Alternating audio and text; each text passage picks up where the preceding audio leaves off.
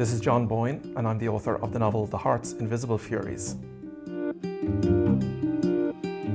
I started really with the basic idea of trying to follow the story of the country, but I also started with the structure, to meet Cyril every 7 years of his life and see where he was, so that they'd almost be self-contained stories in each chapter. Why 7 years between each time we meet him? Well, they say that the body changes its cells completely every 7 years, so we almost become, yeah, apparently. Oh. I mean, it might be just a myth, but that's what I was told. And so that we become almost completely different people every 7 years. But also it's a long enough gap that if I left a chapter at a moment of grief or something like that, that I kind of just move on. He would already have moved on in his own life. Right. So we'd meet him almost as a different character each time.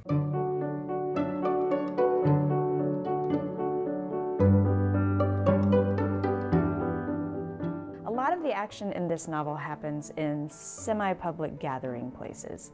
So I want you to talk to me a little bit about the importance of places like that as settings. I think the first most important one in this book is the Dáil, the Irish Parliament, and letting Cyril go in there at different times of his life. He's first in there as a child on a school trip. He returns to it when he's working for the Minister of Education. And what he doesn't know, of course, is that his birth mother is running the tea shop in the Dáil. So their paths cross quite regularly without them realising who they are to each other. So I quite liked that idea, you know, that the reader would be one step ahead.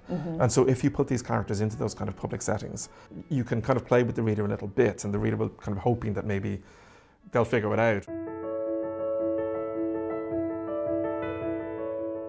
Forgiveness is a big theme in this novel, the question of what we can and cannot forgive. I think every writer in every book is trying to get closer and closer to understanding human nature, of who we are, what makes us tick. We've all been hurt in life, everybody, every reader, every writer. We all struggle with forgiveness, and we're also always capable of hurting people as well. It's a very natural human trait, and one that I think that is on our minds a lot. For me, I mean, that's what I'm always trying to get at in my books, just trying to write the most authentic characters with the most honest emotions.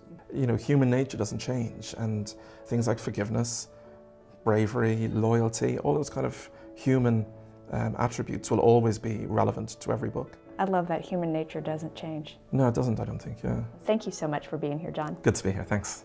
And thank you for joining us for A Word on Words. I'm Laura Philpott. Keep reading.